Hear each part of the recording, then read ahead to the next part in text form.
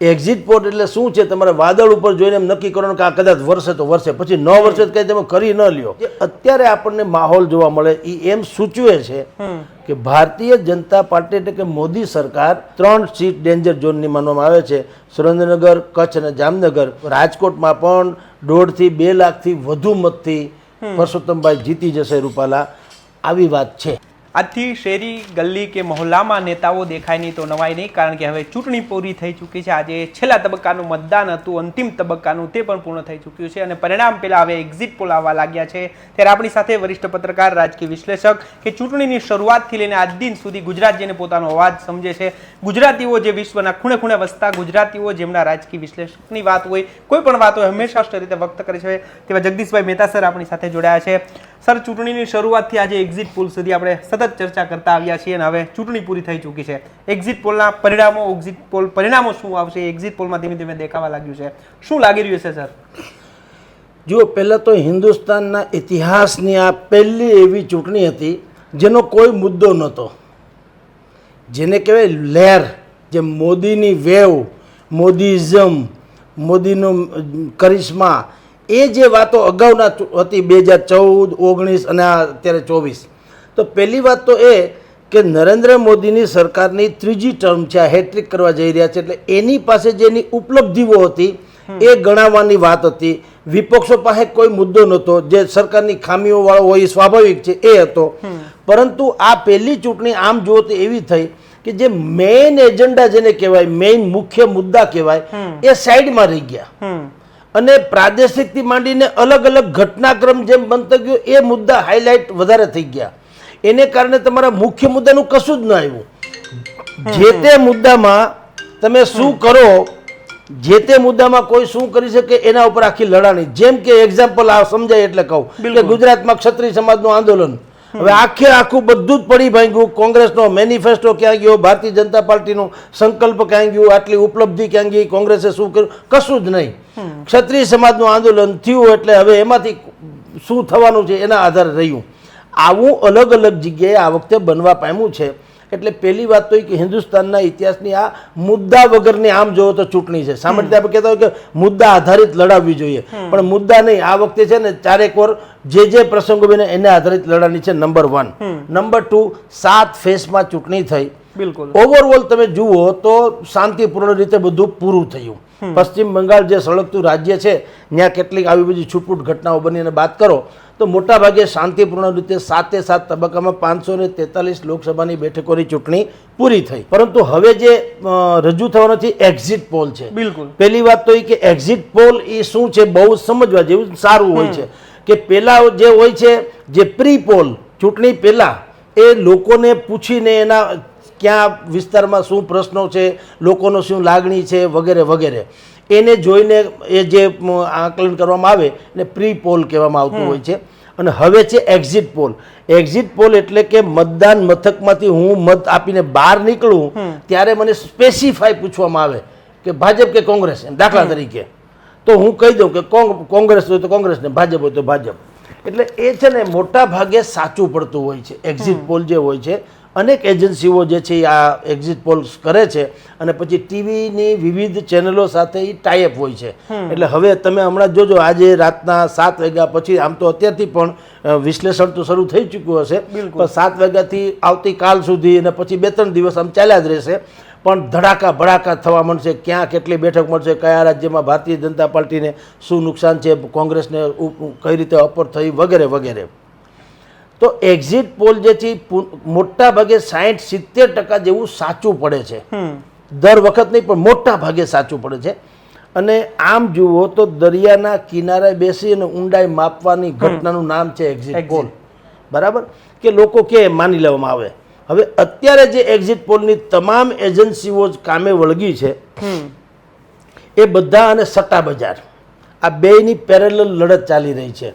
જે એજન્સી જે હોય છે એ વૈજ્ઞાનિક પદ્ધતિથી, અર્થાત એ એક્ઝિટ પોલને મત આપીને બહાર નીકળે એ લોકોને પૂછે અને પાછા એના વેરિએશનો, વિવિધ સેમ્પલ્સ લે, એટલે કે હજારોની સંખ્યામાં.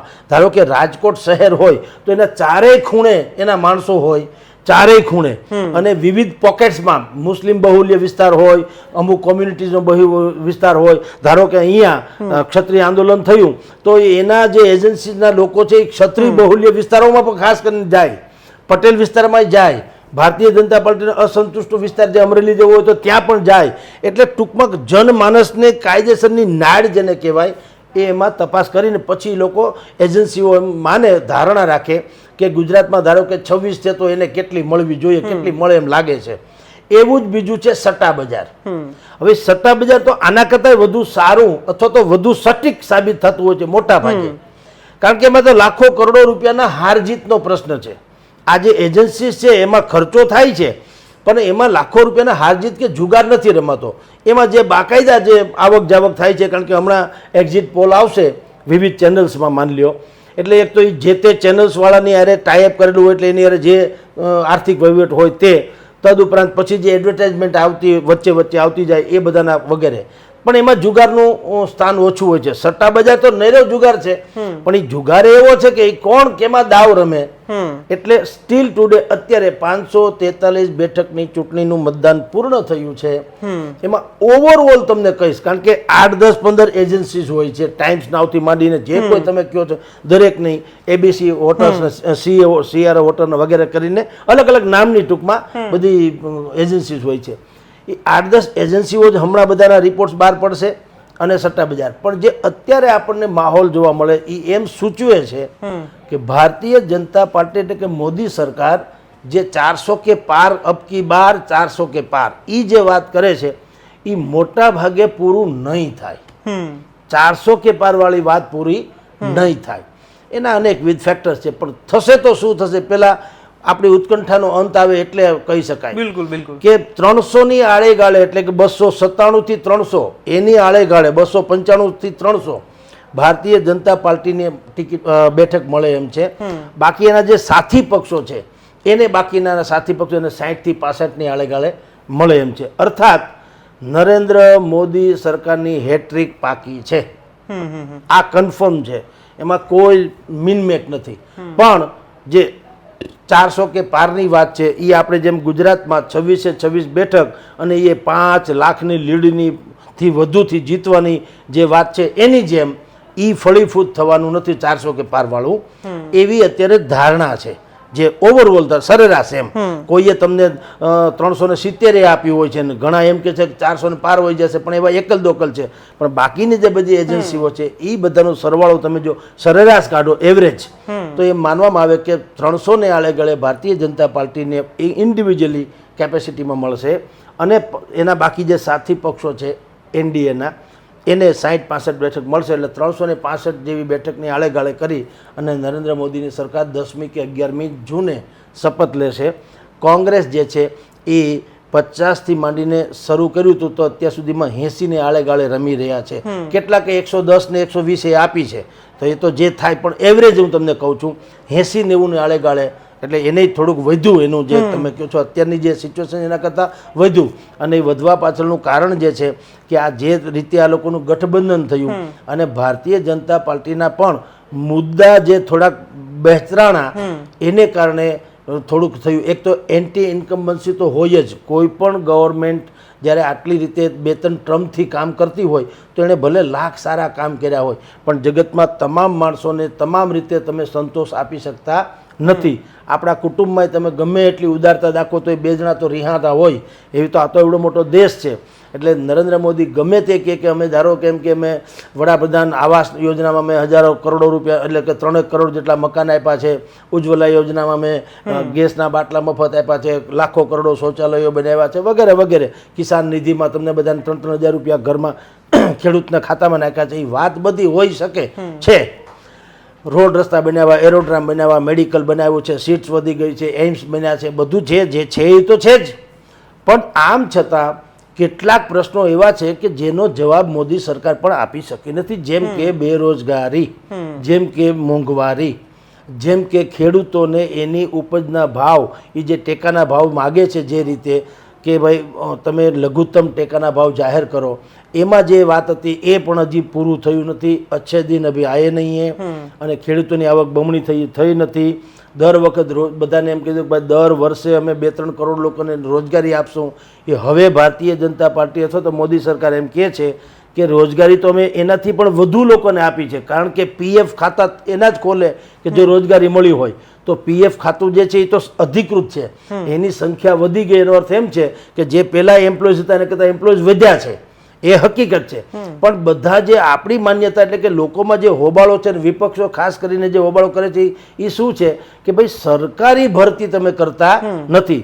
અત્યારે જે થાય છે એ બધું કેવું છે, કોન્ટ્રાક્ટ આધારિત થાય છે, એટલે એને પરમેનન્ટ નથી હોતું. અને આપણા જે છોકરાઓ ભણી ગણીને તૈયાર થઈને બહાર નીકળે છે કોલેજ યુનિવર્સિટીમાંથી, એને એમ છે કે ભાઈ સરકારી ભરતીના અનેકો પદ ખાલી છે. 30 લાખ જેટલા પદ ખાલી હોવાનું કેન્દ્રમાં, સ્ટેટમાં તો જુદું. આવા ટોટલ કેન્દ્રીય જેટલું છે, કેન્દ્રમાં એટલે ખાલી દિલ્હીમાં નહીં, આખા દેશમાં જેટલી કેન્દ્રીય જે સંસ્થાઓ છે, એજન્સી છે, જેમ કે રેલવે, એરપોર્ટ વગેરે, તો આ બધામાં 30 લાખ જેટલા તો પદ એમાં ખાલી છે અને સ્ટેટમાં જુદા. તો વિપક્ષો એમ કહે છે કે આ રોજગારી જે પદો ખાલી છે એને કારણે કામ ખોરંભે પડે છે. સ્કૂલોમાં ટીચર નથી, તમે જાણીએ છીએ, ડૉક્ટર્સ નથી હોસ્પિટલ્સમાં, અને બધા જે પ્રાથમિક આરોગ્ય કેન્દ્ર છે એ પણ એમને રખડે છે, રજળે છે. એ બધી જગ્યાએ તમે એમ કે લગત જે કોઈ સ્ટાફ હોય, એક્ઝિસ્ટિંગ સ્ટાફ જેને કહેવાય, એની તમે ભરતી કરો. એટલે એ એનો આક્ષેપ છે. એટલે આ બધી બાબતો યથાવત જ છે કે બેરોજગારીનો હજી સંતોષ નથી, પછી મોંઘવારીમાં સંતોષ નથી, અચ્છે દિન આયે નહીં, ખેડૂતોને પણ કાંઈ હજી સુધી એવું નથી થયું કે મારી આવક ડબલ થઈ ગઈ. આ બધી જ સનાતન સત્ય છે. પણ એની સામે ભારતીય જનતા પાર્ટી એમ કહે છે કે અમે 3 વર્ષ સુધી કામ કર્યું, અમે આટલા વિકાસના કામો કર્યા. આ 2 મુદ્દા જે હતા એમાં નરેન્દ્ર મોદી સરકારે જે વાત કરી એ એટલી બધી રિપીટેશન થઈ કે લોકોને હવે ઉબ કે થઈ ગયું અથવા તો કંઠસ્થ થઈ ગયું. એટલે હવે એમાં ચાર્મ ન રહ્યો. એમાં એકે એને સામે લોકોને એમ ન થયું કે આ તમે આજે નવી વાત કરો, કારણ કે એ તો રોજે રોજ એડવર્ટાઇઝમેન્ટ છાપાઓમાં આવતું અને મીડિયા ટીવીમાં આવતું હતું. અને મોદીની સરકાર હોય કે બીજા બધા લોકો જે ભારતીય જનતા પાર્ટી લોકો, એ પણ આવી જ વાત કર્યા કરતા હોય છે. એટલે મુદ્દાહીન ચૂંટણી લડાણી છે અને ભારતીય જનતા પાર્ટી ધાર્યા કરતાં ઓછી પણ બેઠકે પાછી સરકાર મેળવશે એવી અત્યારે ધારણા છે. સર, ગુજરાતની આપણે વાત કરીએ તો ઓછું મતદાન તો શું લાગી રહ્યું? સુરતની બેઠકની આપણે વાત કરીએ તો 26માંથી 25 બેઠકમાંથી ગુજરાતમાં શું લાગી રહ્યું છે સર?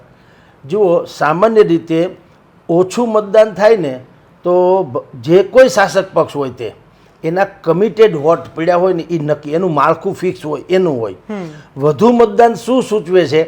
એન્ટી, કે તમારી વિરુદ્ધનું મતદાન, ફેવરનું નહીં. ફેવરનું જે છે એ તો તમારું છે જ, પણ વિરોધ એટલે કે જેમ આપણે ક્ષત્રિય સમાજનું આંદોલન થયું, તો જે લોકો મતના આળસુ છે અથવા તો મતને હવે દઈને વેડફવા જેવું માને છે કે ભાઈ મત દીધા કોઈ હારા નથી, આપણે મત દઈને શું કરવું, એ ક્યારે મત દેવા નીકળે? જ્યારે આવો ક્ષત્રિય સમાજ જેવો ઇસ્યુ બને ત્યારે એને કહેવાય તાત્કાલિક જે ઊભો થનારો પ્રશ્ન છે, ઇમિડિયેટલી એને કોઈ એજન્ડા લાગુ ન પડે, એને કોઈ મેનિફેસ્ટો લાગુ ન પડે, છેલ્લો ઘર આણાનો.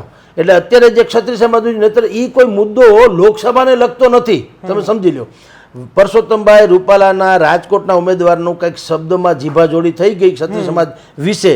હવે એ ક્યાં અને આ ચૂંટણી ક્યાં? ચૂંટણી લોકસભાની છે. પરસોત્તમભાઈ અહીંયા લડે છે ગુજરાતની ચૂંટણી. માની લો તમારો રોષ હોય તો ગુજરાતની એક રાજકોટની બેઠક પૂરતો હોવો જોઈએ, પણ આપણે ત્યાં પણ એટલું બધું માનસ હજી પરિપક્વ નથી થયું. એટલે પાડી દો પરસોત્તમભાઈને, પાડી દો ભાજપને અનેકવિધ રીતે.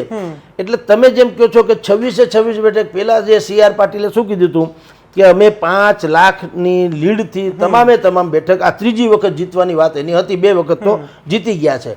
એ જીતવા પાછળનું એનું જે હતું માઇક્રો પ્લાનિંગ હતું, એનું એમ કે બૂથ લેવલના કાર્યકરો અને ભારતીય જનતા પાર્ટીના કમિટેડ વોટર્સ.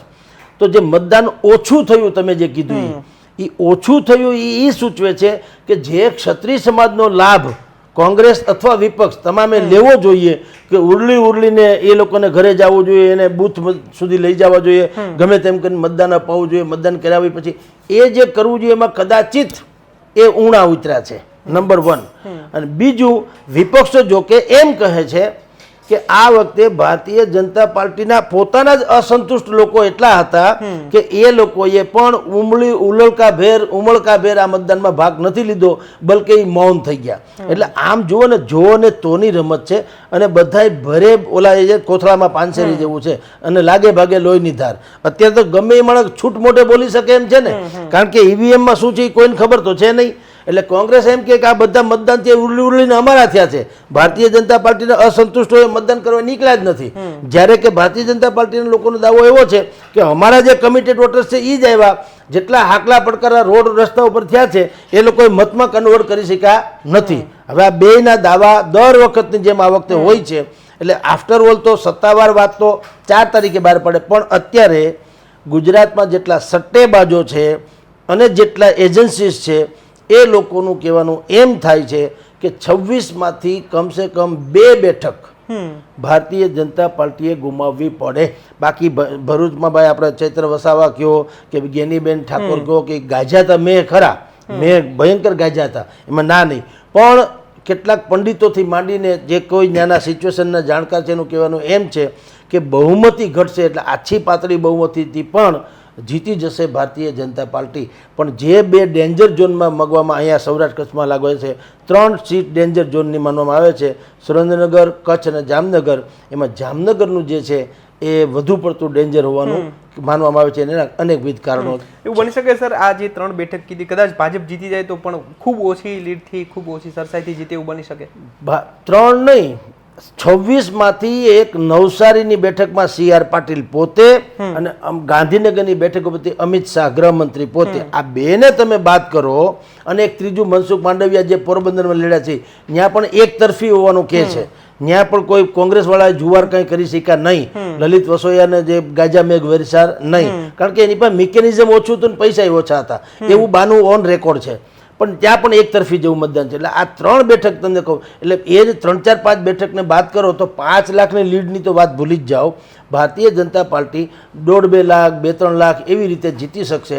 ઇવન તો રાજકોટ જે સૌથી ચર્ચિત બેઠક રહી કે એનું શું થશે એ બધાને એમ હતું કે કોઈ કાળે અહીં તો ભૂકંપ જ સર્જાશે અને પરેશ ધાનાણી નતા લડવાના, એ પણ એટલા માટે લડવા આવ્યા હતા કે અહીંયા ભારતીય જનતા પાર્ટીનું પરડું એમ કે સાવ નીચે વહી ગયું તળિયા ઝાટક, અને એનો લાભ લેવા માટે આવ્યા હતા. પણ અત્યારે તમને કહું છું કે જે સિચ્યુએશન પહેલાં આપણે અનેક વખત ચર્ચા કરી હતી એ આજ સુધી આ બધી એજન્સીઓ, હવે આપણે ત્યારની વાત જે વાત હતી આપણે લોકોની વાતો સાંભળીને જોઈને જે અનુભવો એ કહેતા હતા, અત્યારે આ લોકો એને મોહર મારી રહ્યા છે એજન્સીઝવાળા, સર્વે એજન્સીઝવાળા, કે રાજકોટમાં પણ 1.5 થી 2 લાખથી વધુ મતથી પરસોત્તમભાઈ જીતી જશે રૂપાલા, આવી વાત છે. સર, આપણે એક્ઝિટ પોલની વાત કરી રહ્યા છીએ તો 2022ના વિધાનસભાના ઇલેક્શનની આપણે વાત કરી ત્યારે કદાચ એવું કહેવામાં આવી રહ્યું હતું કે 110 થી 125 બેઠક ભાજપને મળશે, પરંતુ લોકોને એવું કહેવું હતું કે ભાઈ આ એક્ઝિટ પોલ ખોટા પડશે અને 100 ની અંદર રહી જશે, પરંતુ ઉલટું થયું હતું, 156 બેઠક આવી હતી. તો શું લાગે છે આ વખતના એક્ઝિટ પોલ પરથી? જો એક્ઝિટ પોલ પણ દર વખત સાચા પડે જરૂરી નથી. આફ્ટર ઓલ તો બધું એક જાતનો અટકળ હોય છે, કારણ કે જો બધી જ અત્યારે જ ખબર પડી જતી હોત તો એના ઉપર કરોડો રૂપિયાના સટ્ટો બીજી રીતે રમીને કોઈક દાવે ન લઈ લે તો પછી બીજા કોઈને ચૂંટણી પંચની કરવાની ક્યાં જરૂર છે? એક્ઝિટ પોલ એટલે શું છે? તમારે વાદળ ઉપર જોઈને એમ નક્કી કરવાનું કે આ કદાચ વરસે તો વરસે, પછી 9 વર્ષે કંઈ તમે કરી ન લ્યો. પણ તમે વાદળ ઉપર જુઓ, ઘેરાણું છે, કાયદેસરનું મેઘાવી કલર થઈ ગયો છે, લગભગ ઠંડી લહેરકી આવે છે ને હવે હમણાં ત્રાટકી પડશે, પણ એ પછી તો કુદરત આધીન છે. એટલે એવી રીતે છે, ભૂતકાળમાં પણ અનેક વખત એક્ઝિટ પોલ ખોટા પડ્યા છે. તો આપની જાણ ખાતર જ્યાં જ્યાં પણ, જેમ કે ઉત્તર પ્રદેશ બાબતમાં તો અનેક વખત નેશનલ એજન્સીઓ ખોટી પડી હતી. 80 બેઠકમાંથી અનેક લોકોએ એમ કીધું હતું આ વખતે 65 મળશે, આ વખતે તો એમ કે 40 મળશે, કોંગ્રેસને 15 મળશે, ભારતીય જનતા પાર્ટીને મુશ્કેલી પડે. ગયા વખતમાં એમ થયેલું કે 70માંથી આ વખતે 80માંથી 70 જ મળશે, 10 બેઠક કોંગ્રેસ જીતી જશે. ઇવન તો અત્યારની આપણે જેની ચર્ચા કરીએ છીએ 2024ની ચૂંટણીની, એમાં પણ 80માંથી 65 બેઠક જ ભારતીય જનતા પાર્ટીને મળશે એવું કહે છે. 10 બેઠક કોંગ્રેસ અને 5 અન્યને મળશે એવી ઓવરઓલ બધી એજન્સીઓ કહી રહી છે. પણ તમે જેમ કીધું તેમ ભારતીય જનતા પાર્ટીનું મિકેનિઝમ જે ગુજરાતમાં સાબિત થયું, એણે જે ભૂતકાળમાં તમે કહ્યું એમ એજન્સી એટલા બેઠક અને એ બધું ખોટું પડ્યું, એમ દરે વખત આવું સંભાવના છે. કારણ કે ભારતીય જનતા પાર્ટી કોર્પોરેટ કલ્ચરથી આ ચૂંટણીને મેનેજ કરે છે અને લડે છે. બીજા બધા અટકળના ફાતીએ કરે છે કે આ પરસોત્તમભાઈનો રોષ છે એ અમારામાં ઠલવાય તો આપણે એમ કે જીતી જઈએ. ભાજપ પાસે તો મિકેનિઝમ છે કે ધારો કે પરસોત્તમભાઈનો કે ક્ષત્રિય સમાજનો ઇસ્યુ બન્યો હોય તો શું કરવું. તમે ને હું બધા જાણીએ છીએ કે નરેન્દ્ર મોદી સરકાર અત્યારે અહીંયા 2-3 વખત સભાઓ કરવા આવી, એણે જુઓ બાકી કોઈ ન ક્ષત્રિય સમાજનો મુદ્દો કીધો, ન પોતાના વિકાસનો કીધો, ન એણે કોઈ પોતાની આખી 10 વર્ષ આ 3 વર્ષની ટર્મની હિસાબ આપ્યો. એણે સીધું ઓબીસી ઉપર લઈ ગયા કે કોંગ્રેસના મેનિફેસ્ટોમાં એવી વાતો છે કે ઓબીસીને જે 27% અનામત આપવામાં આવી છે એમાંથી 8.2 લેસ કરી અને એ માઇનોરિટીઝને એટલે કે પારસી, શીખ અને મુસ્લિમ સમાજને આપવાની વાત છે ને એ 8.2માંથી પણ સૌથી મોટો હિસ્સો એટલે 6.2 એ એમ કે માઇનોરિટી એટલે મુસ્લિમ લોકોને આપવાની વાત છે. આમ એ ઓબીસીને હાયર કરવા માટે થઈને આ મુદ્દો એણે અહીંયા પણ છેડ્યો, બીજા બધા પ્રદેશોમાં છેડ્યો. તમે બાકી થોડુંક ઘટતું હતું તો એણે પહેલાં પીઓકે ઉપર ગયા, પાકિસ્તાન ઉપર ગયા, રામ મંદિર ઉપર ગયા, હિન્દુ મુસ્લિમ ઉપર ગયા, પછી વંશ પરંપરાગત એમ કે કોંગ્રેસ જે છે એ જાતિગત જે જનગણના કરાવી અને વિખવાદ પેદા કરવા માગે છે એ મુદ્દો ન ચાલ્યો. તો વારસાઈ ટેક્સ જે સેમ પિત્રોડા બોલ્યા હતા કે ભાઈ વારસાઈ ટેક્સ પરદેશમાં અમેરિકા સહિતમાં લેવામાં આવે છે, કરોડાધિપતિ જે લોકો હોય છે એની પાસેથી એક્સ્ટ્રા પૈસા લેવાના ગરીબ માટે થઈને.